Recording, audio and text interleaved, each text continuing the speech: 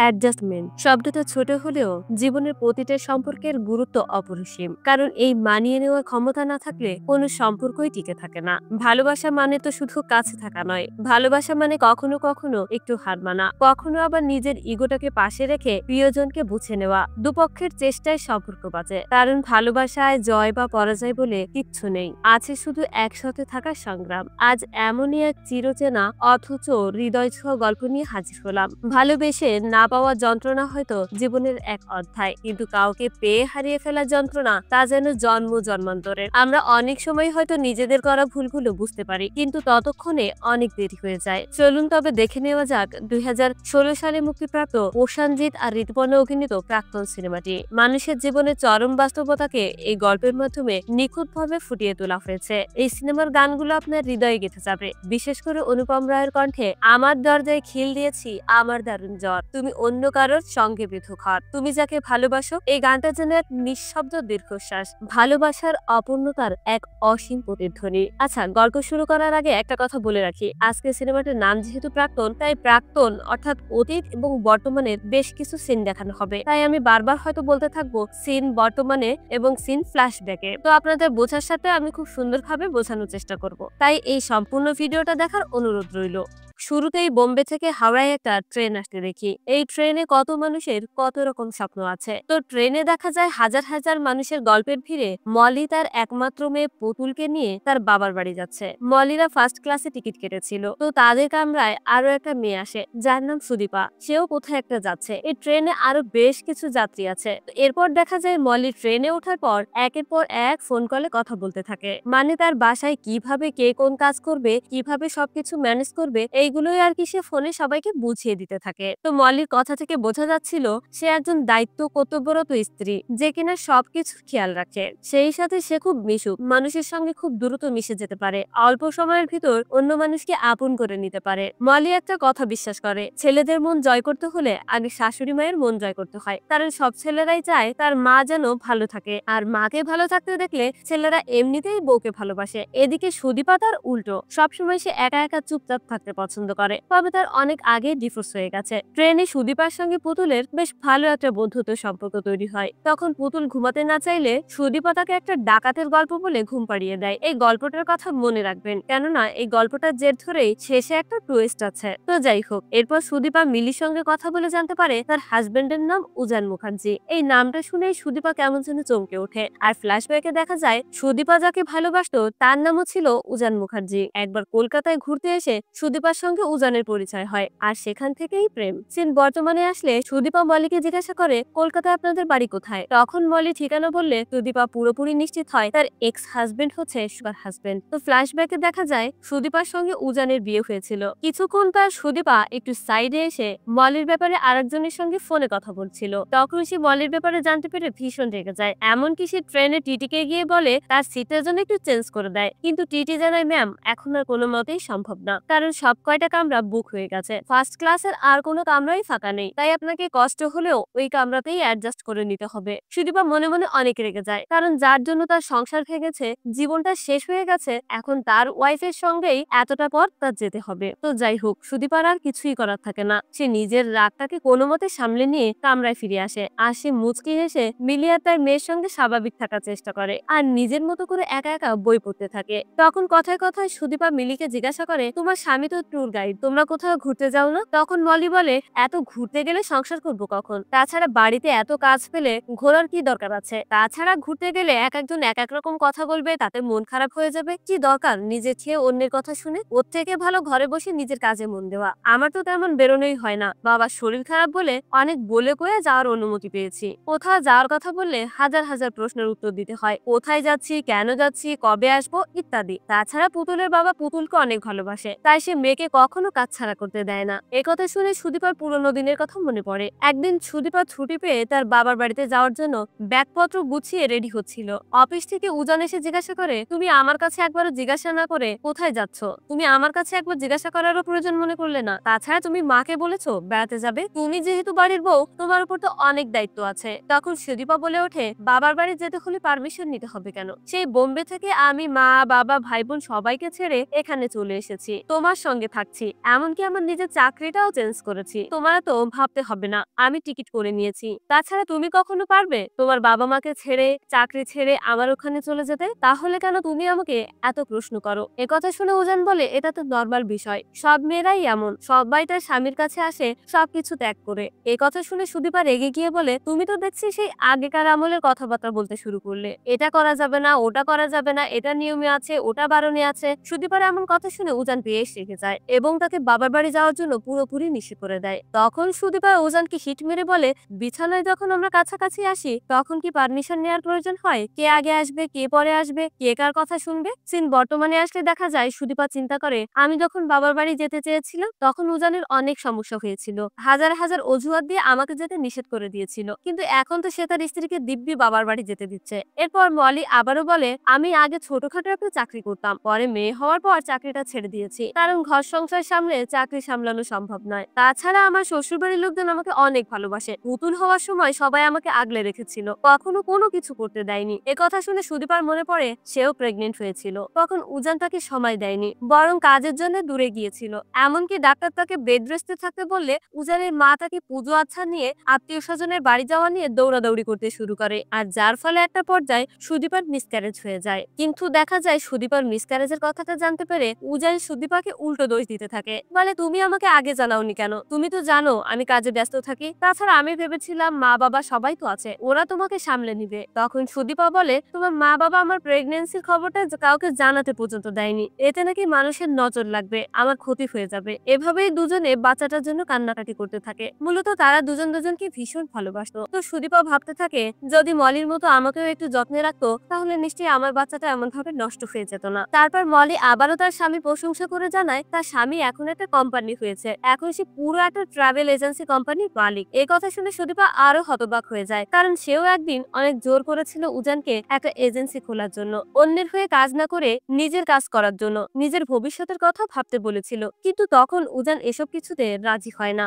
বরং উজান সুদীপাকে বলে, আমি যে টাকা আয় করছি এ তো খুব ভালোভাবেই চলে যাচ্ছে, তাহলে খামোকা উটকো প্যারা নিতে যাবো কেন? সুদীপা তাকে আবারও বুঝিয়ে বলে, দেখো আমার তো ইচ্ছা করে আমাদের নিজেদের একটা বাড়ি হোক, সেই বাড়িটা গোছানো হোক। একথা শুনে উজান একটু রেগে গিয়ে বলে, তোমার এত ইচ্ছা হলে তুমি নিজের টাকায় বাড়ি বানাও, আর সেই বাড়িটাকে নিজের মন মতো গুছিয়ে নাও। উজানের এমন কথা শুনে সুদীপা বেশ কষ্ট পায় আর বলে, আমি তোমাকে কি কথা বললাম আর তুমি কি অর্থ বের করলে? তোমার সঙ্গে এইভাবে আর থাকা যায় না। এই কথাটা শুনে উজানেরও বেশ খারাপ লাগে। তখন উজানও তাকে ভালোভাবে বুঝিয়ে দেয়, আমার সঙ্গে প্রেম করা যায়, আমার সঙ্গে ঘোরা যায়, আমাকে বিয়েও করা যায়, কিন্তু শুধু থাকা যায় না। এইভাবেই শুরু হয় দুজনের ভিতর মনোমালিন্য। এখন সুদীপা ভাবতে থাকে, আমার কথা তখন উজান রাজি হয়নি, বরং আমাদের ভিতর অশান্তি শুরু হয়েছিল, কিন্তু এখন মলির একটা কথাতেই সে কোম্পানি খুলেছে। পুতুল ঘুমিয়ে গেলে মলি আবারও বলতে শুরু করে, জানো আমি আমার বরকে পরিষ্কার ভাবে বলে দিয়েছি যে তোমার কোথাও যদি কোনো সম্পর্ক থাকে বা বিয়ে থাকে সেটা আমাকে বলতে পারো, আমি কখনো কোনো কিছু বলবো না। কিন্তু ও আমাকে এত ভালোবাসে যে আমার কোনো জন্মদিনে সারপ্রাইজ দিতে ভোলে না। ও তোমাকে তো একটা কথা বলতে ভুলেই গেছি, আজ আমার জন্মদিন, দেখো আজ নিশ্চয়ই আমার বর আমাকে সারপ্রাইজ দিতে সামনের স্টেশনেই হয়তো ট্রেনে উঠে আসবে আমাদের সঙ্গে দেখা করতে। আচ্ছা তুমি বলো তো তুমি এত ভালো কেন, এই যে আমি তোমাকে আমার মনের কথা সব বলে দিচ্ছি। তখন সুদীপা একটু খুশি হয়ে মলিকে তার জন্মদিনের শুভেচ্ছা জানায়। আসলে মলি ছিল খুব মজার মানুষ, যার কারণে মলির গল্পগুলোকে সুদীপা এখন উপভোগ করছিল। সিন ফ্ল্যাশব্যাকে গেলে দেখা যায় একবার সুদীপার জন্মদিনে উজান অনেক রাত করে বাড়ি ফেরে, আর বাসায় ফিরে এসে জানায় কাজ থেকে ফিরতে দেরি হয়ে গেছে, কিন্তু এতক্ষণ সুদীপা উজানের জন্য কেক নিয়ে অপেক্ষা করছিল। এরপর রাতে উজান সুদীপাকে সরি বলে। সুদীপা তখন মন খারাপ করে বলে, এই জন্মদিনটা আমার কাছে আর কখনো ফিরে আসবে না, আমরা যদি নিজেদের সময় না দেই তাহলে কি করে হবে? তোমার আজকে অফিস থেকে ছুটি নেওয়া উচিত ছিল, যেহেতু আমি তোমার কোনো কিছু থাকলে ছুটি নি, তোমাকে সময় দেওয়ার চেষ্টা করি। এসব কিছু দেখে সুদীপার অনেক মন খারাপ হতে থাকে। শুধু তাই নয়, একদিন সুদীপার অফিস থেকে ফিরতে লেট হলে উজান তাকে খুব বাজেভাবে কথা শুনিয়ে দেয়। সে বলে, বসকে খুশি করে আসতে বোধহয় লেট হয়ে গেছে। একথা শুনে সুদীপা রেগে গিয়ে বলে ওঠে, তোমার কথাবার্তা ঠিক করে বলো। তখন উজান বলে ওঠে, কেন এখন কি তোমার বস আর তোমাকে মেসেজ করে না? উজানের কথা শুনেই সুদীপা বুঝতে পারে উজান সবসময় তার ফোন চেক করে। সুদীপা বলে, তাহলে তুমি আমার ফোন সবসময় চেক করো? এইভাবে লুকিয়ে লুকিয়ে আমার ফোন চেক করতে তোমার লজ্জা লাগে না? উজান বলে, কেন লজ্জা করবে, তুমি তো আমার প্রপার্টি, তাহলে তোমার ফোন তো আমি চেক করতেই পারি। তুমি তোমার বসের সঙ্গে শুয়ে আসতে পারো আর আমি বললেই দোষ। একথা শুনে রেগে গিয়ে সুদীপা উজানকে ধাক্কা মেরে ফেলে দিয়ে এখান থেকে চলে যায়। এরপর দেখা যায় সামনের স্টেশনে উজান তার স্ত্রী আর মেয়ের সঙ্গে দেখা করার জন্য ট্রেনে চলে আসে। তখনই উজানের সঙ্গে সুদীপার মুখোমুখি হয়। এমন সময় মলি তাদের দুজনের পরিচয় করিয়ে দেয়। দেয়। দেখা যায় দুজনেই দুজনকে দেখে খুব নরমাল থাকার চেষ্টা করে, কাউকে বুঝতেই দেয় না তাদের ভিতর আগে কোনো সম্পর্ক ছিল।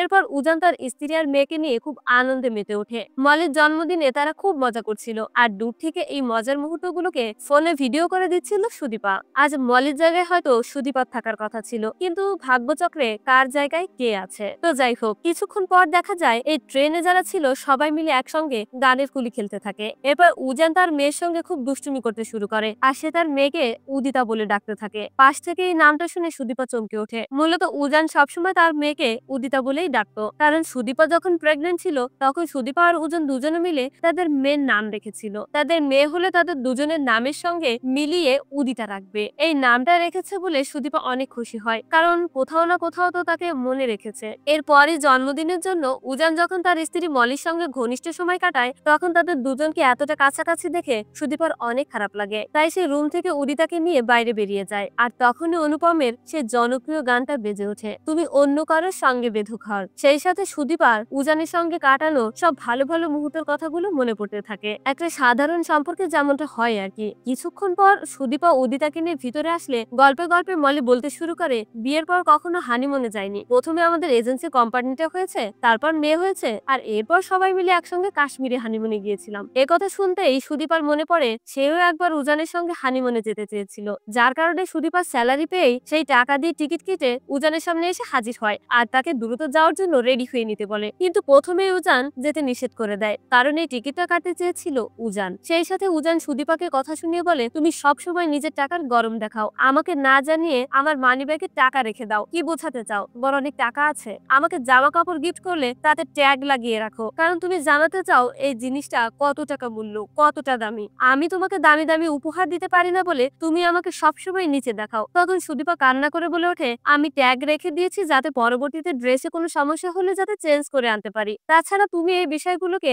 এমন ভাবে দেখছো কেন? আমি তোমাকে ভালোবাসি তাই এসব কিছু করেছি। মূলত উজানের থেকে সুদীপার স্যালারি অনেক বেশি ছিল, যার কারণে উজান সবসময় মনে করতো সুদীপা হয়তো তাকে নিচে দেখানোর জন্য এসব কিছু করছে। আর এরপর সুদীপা রাগ করে সেই হানিমুনে যাওয়ার টিকিটটাই ছিঁড়ে ফেলে, আর বলে, ঠিক আছে, তোমাকে কোথাও কখনো যেতে হবে না। তো যাই হোক, সিন বর্তমানে আসলে দেখা যায় উজান খুব মন খারাপ করে ট্রেনের বাইরে জানালা দিয়ে তাকিয়ে আছে। আসলে সুদীপারও যেমনটা খারাপ লাগছে, ঠিক তেমনটাই উজানেরও খারাপ লাগছে, কারণ তারা দুজন তো দুজনকে ভালোবাসতো। এদিকে সুদীপা মলির কাছে জানতে চায়, আচ্ছা তোমাদের বিয়ে হয়েছিল কিভাবে? তখন মলি জানায়, আমার একটা ছেলের সঙ্গে বিয়ে ঠিক হয়েছিল, তারা যৌতুকে অনেক টাকা চেয়েছিল, তাই আমাদের বিয়েটা আর হয়নি। ছেলেটার সঙ্গে আমার বেশ কথা হতো, জানো তো। পরবর্তীতে বিয়ে ভাঙার পর উজানের বাড়ি থেকে বিয়ের প্রস্তাব দেয়, আর আমার বাড়ি থেকেও রাজি হয়ে যায়, কারণ ওদের কোনো চাওয়া পাওয়া ছিল না। তবে শুনেছি উজান ডিভোর্সে ছিল। এ কথা শুনে সুদীপা জিজ্ঞাসা করে, উজান ডিভোর্সে ছিল, এটা নিয়ে তুমি কখনো মন খারাপ করনি? তখন মলি উত্তর দেয়, না, কারণ আমারও 4 জনের সঙ্গে বিয়ে ঠিক হয়েছিল, আমিও তার সঙ্গে কথা বলতাম। উজান কখনো আমার অতীত সম্পর্কে জানতে চাইনি, তাই আমিও কখনো তার অতীত সম্পর্কে জানার চেষ্টা করিনি। আর অতীত সম্পর্কে যত কম জানবো সংসারের জন্য ততই মঙ্গল হবে। আমি মনে করি যাকে ভালোবাসতে হয় তার সবটাকে ভালোবাসতে হয়, তার ভালো মন্দ সবকিছু মেনে নিতে হয়। আমার কাছে মানিয়ে নেওয়া মানে হেরে যাওয়া নয়। তুমি যদি সম্পর্কে কিছু দাও, তাহলে জীবন তোমাকে 10 গুণ বেশি ফিরিয়ে দিবে। আর ভালোবাসায় তো কোনো স্বার্থ থাকে না। এরপর মলি সুদীপার হাত ধরে বলে, তুমি কিন্তু দিদি ভাই আমাকে অনেক কিছু শিখিয়ে দিয়েছো। সিন ফ্ল্যাশব্যাকে গেলে দেখা যায় সুদীপা একবার উজানকে বলেছিল, আমি আমার চাকরি ছেড়ে দিয়ে ঘর সংসারে মন দিব, কারণ আমার চাকরিতে তোমার অনেক জেলাসি হয়। তখন উজান সুদীপাকে বুঝিয়ে বলে, কেন তুমি আমার জন্য নিজেকে স্যাক্রিফাইস করবে? তাছাড়া সামনে তোমার একটা উজ্জ্বল ভবিষ্যৎ রয়েছে, আমি চাই না আমার জন্য সেগুলো কোনো কিছু নষ্ট হোক। এভাবে তাদের ভিতরে যত মনোমালিন্য ছিল সবকিছু তারা মিটিয়ে নেয়। আর এরপর সুদীপা অনেক রিকোয়েস্ট করে বলে, তাহলে আমাকে দূরে কোথাও একটু ঘুরতে নিয়ে যাবে? প্রথমে উজান না করে, কারণ তার ট্যুর আছে। পরবর্তীতে সুদীপা অনেক রিকোয়েস্ট করলে উজান তার ট্যুর গুলো ক্যান্সেল করে সুদীপাকে নিয়ে যেতে রাজি হয়। পরদিন উজান সুদীপাকে ট্যাক্সিতে তুলে দিয়ে বলে, তুমি যাও, আমি বিকেলের মধ্যে পৌঁছাচ্ছি, এতটুকু টাইম প্লিজ একটু ম্যানেজ করে নাও। তো উজানের রিকোয়েস্টে সুদীপাও রাজি হয়। এদিকে সুদীপা মন্দারমণি এসে একা একা আশেপাশ ঘুরে দেখছিল, নিজের মতো করে এনজয় করছিল, নিজের মতো করে নিজেকে একটু সময় দিচ্ছিল। তো দেখতে দেখতে সন্ধ্যা হয়ে গেলে সুদীপা উজানকে কল করে। উজান তখন জানায় তার বন্ধুর মা হঠাৎ করে মারা গেছে, তাই সে আজ আসতে পারবে না, কাল আসবে। সুদীপা বলে, এটা কোনো কথা? তুমি একটা অজুহাত দেখিয়ে এখানে চলে আসো। উজান তাকে বুঝাতে থাকে, ও আমার ছোটবেলাকার বন্ধু, এমনটা করলে খারাপ দেখা যায়। তাছাড়া একটা রাতেরই তো ব্যাপার, আমি তো কালকে সকালেই চলে আসবো, এরপরেও তো আমরা অনেক এনজয় করতে পারবো, অনেক ঘুরতে পারবো। এইভাবে বিভিন্ন কথায় সুদীপা অনেক রেগে যায়। উজানকে বলে, তোমার আর আসতে হবে না, তোমাকে তোকে আর আমি দেখতে চাই না, অনেক হয়েছে, এসব কিছু শেষ হওয়া দরকার। এইভাবে কথা বলতে বলতে সুদীপা উজানের উপর অনেক চিৎকার চেঁচামেচি করে ওঠে। আর এই ঘটনার পরে তাদের ডিভোর্স হয়ে যায়। সিন বর্তমানে আসতে দেখা যায় সুদীপা বাইরে এসে উজানকে একা দাঁড়িয়ে থাকতে দেখে তখন সে উজানকে জিজ্ঞাসা করে, তোমাকে তো মলি খুব সুখে রেখেছে। কথা শুনে উজান বলে, হ্যাঁ, ও আমাকে পুরোপুরি পাল্টে দিয়েছে। ওকে আমি কখনো বকা দিয়ে সুযোগ খুঁজে পাই না। তাছাড়া আমার মেয়েটাকে নিয়ে আমি খুব ভালোই আছি, সংসারে মন দিয়েছি। আমি আসলে ওদের জন্যই এখন বেঁচে আছি। তাছাড়া তোমাকেও হয়তো আমি নিজের অজান্তে অনেক কষ্ট দিয়েছি, পারলে আমাকে ক্ষমা করো। আসলে ওই সময় আমাদের দুজনেরই অনেক কিছু বদলানো উচিত ছিল। নিজেদের সম্পর্কের দিকে তাকিয়ে অনেক কিছু মেনে নিতে হতো, কিন্তু কারোরই আর মেনে নেওয়া হয়নি। ঠিক তখনই মলি এসে উজানকে ভিতরে ডেকে নিয়ে যায়। তাদের দুজনের ভিতরে আর কথা হয় না। এরপর সুদীপা ভিতরে আসলে মলি তাকে তাদের বাড়িতে যাওয়ার জন্য দাওয়াত করে। তখন খাওয়ার সময় উজান তার মেয়েকে একটা গল্প শোনায়, সেই ডাকাতের গল্প।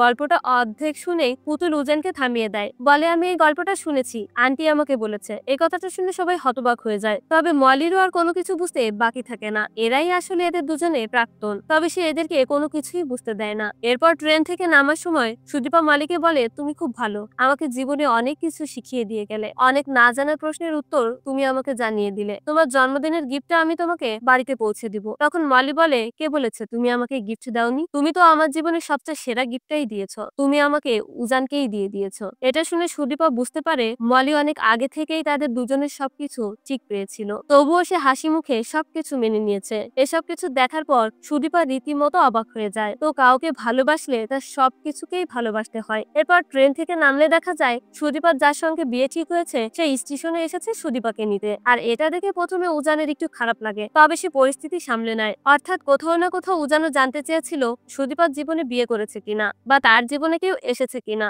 এইভাবেই তাদের একে অপরের পথ দুদিকে চলে যায়। তাদের দুজনের ভিতর হয়তো ভালোবাসা আছে, কিন্তু অধিকারের সীমানাটা তারা চুকিয়ে ফেলেছে, যার কারণে দুজনের পথ আজ ভিন্ন। যাওয়ার সময় তারা দুজনেই পিছন ফিরে প্রাক্তনদেরকে দেখতে থাকে। তাদের ভিতর আজ আর কোনো অভিমান, অভিযোগ কোনো কিছুই নেই, আছে শুধু ভালোবাসা। তবে এই ভালোবাসার জেরে আর কখনোই হয়তো তাদের ফিরে আসা হবে না। এই দৃশ্যের মধ্য দিয়েই আজকের এই চমৎকার শিক্ষণীয় গল্পটা শেষ হয়। বিবাহিত যারা আছেন বা কোনো সম্পর্কে আছেন তারা হয়তো গল্পটা খুব চমৎকার ভাবে উপলব্ধি করতে পেরেছেন। আপনারা আপনাদের জীবন সঙ্গীদের সময় দিন, জীবনকে সুন্দর করে কাটান, মানিয়ে নিতে শিখুন, দেখবেন তাহলে জীবন অনেকটা সুন্দর। তাহলে দেখা হচ্ছে অন্য কোনো ভিডিওতে, সে পর্যন্ত ভালো থাকবেন। আর আজকের এই গল্পটা যদি আপনাদের কাছে ভালো লেগে থাকে তাহলে আমার এই ছোট্ট চ্যানেলটিকে প্লিজ সাবস্ক্রাইব করে দিবেন। আল্লাহ হাফেজ।